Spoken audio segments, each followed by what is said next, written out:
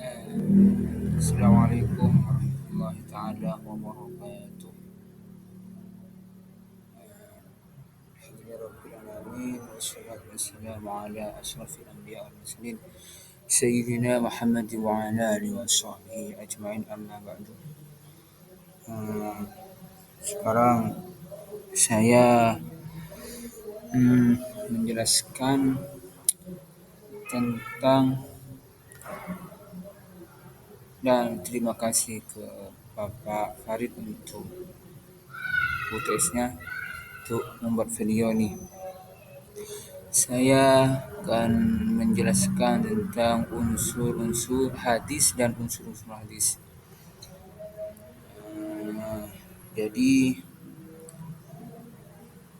pengertian hadis ini ialah secara etimologi merupakan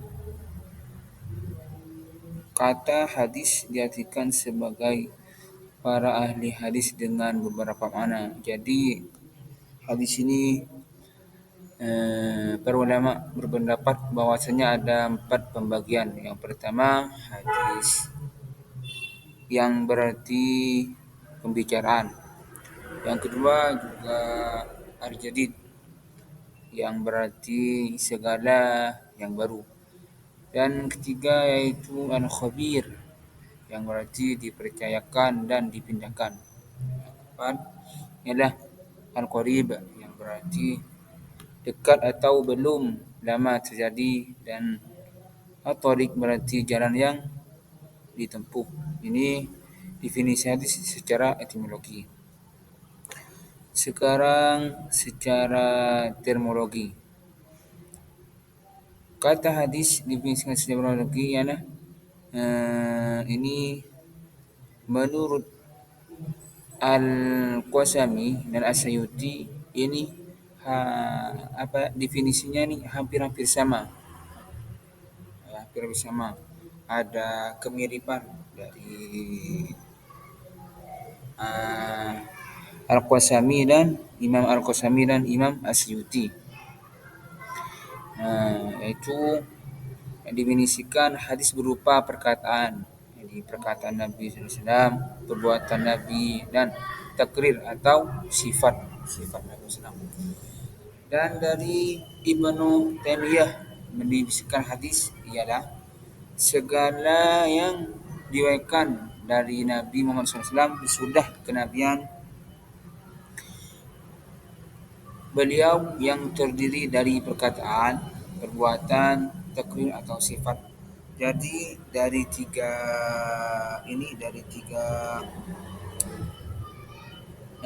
tiga imam Al-Qasami, As-Suyuti dan Ibnu Taimiyah ini merupakan hampir sama definisinya, ada kemirip-miripan ini. Sekarang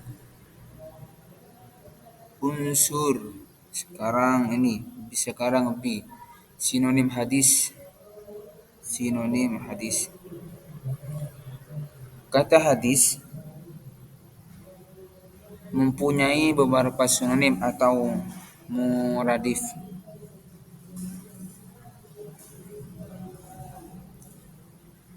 Yaitu dibagi 4. Yang pertama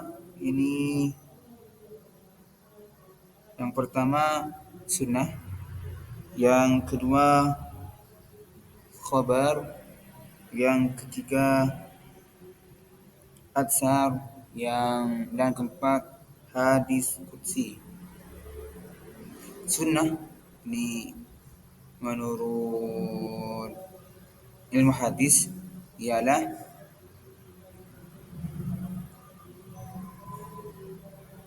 jalan yang lurus dan berkesinambungan yang mempunyai yang baik maupun yang buruk. Jadi hadis ini berkaitan antara bukan berkaitan sih, memiliki makna atau eh, berkesinambungan. Jadi kalau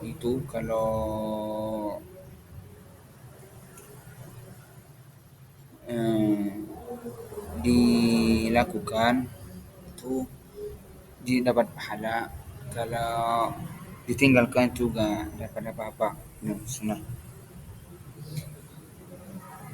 Sedangkan menurut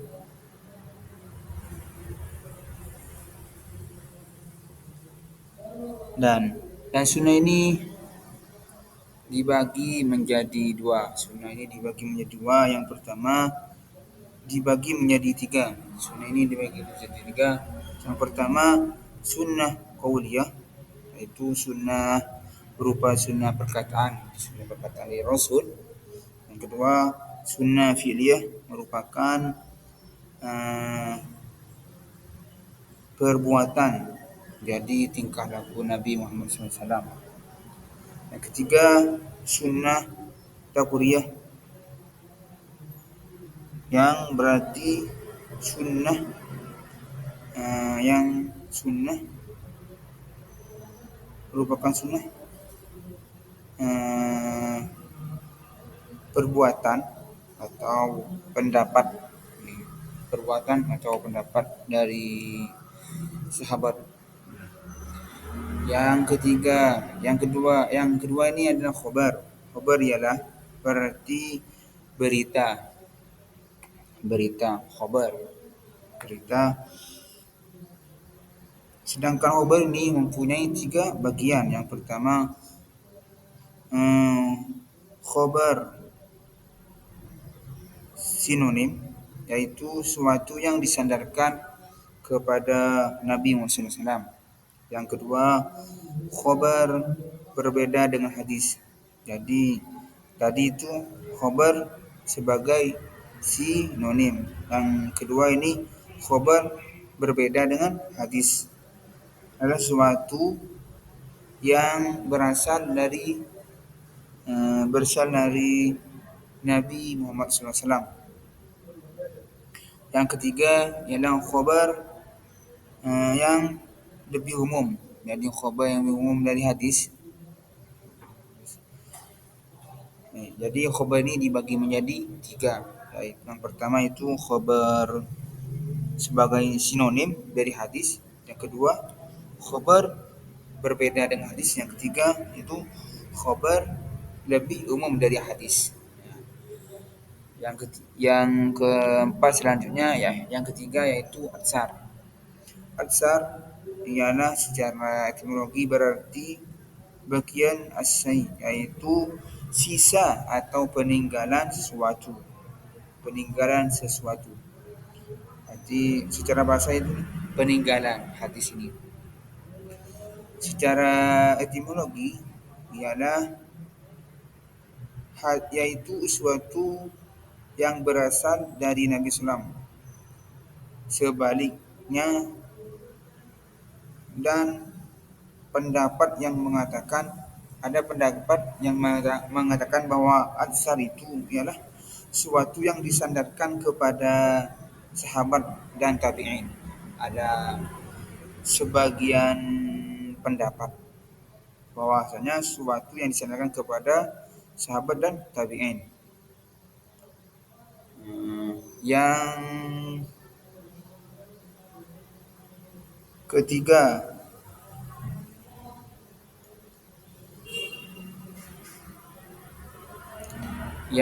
ketiga selanjutnya itu unsur-unsur hadis.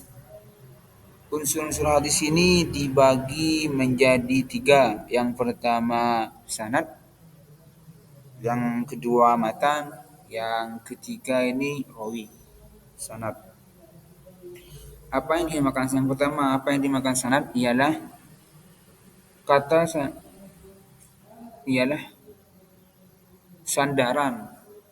sandaran atau sesuatu yang kita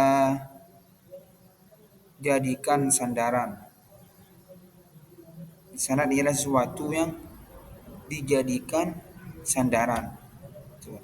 Menurut Asyuti ini beda, yaitu silsilah orang-orang yang meriwayatkan hadis yang menyampaikan kepada matan hadis. Itu menurut eh,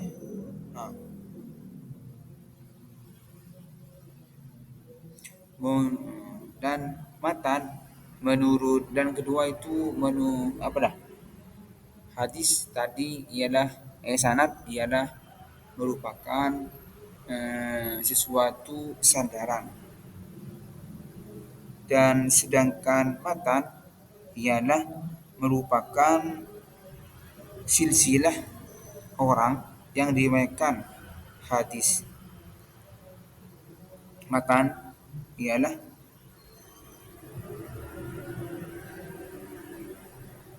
silsilah eh, periwayatan hadis. Bisa juga menurut bahasa ialah artinya tanah yang tertinggi. Itu bisa juga tanah yang tertinggi. Secara etimologi ini makan ini secara etimologinya adalah suatu kalimat yang terakhirnya sanad.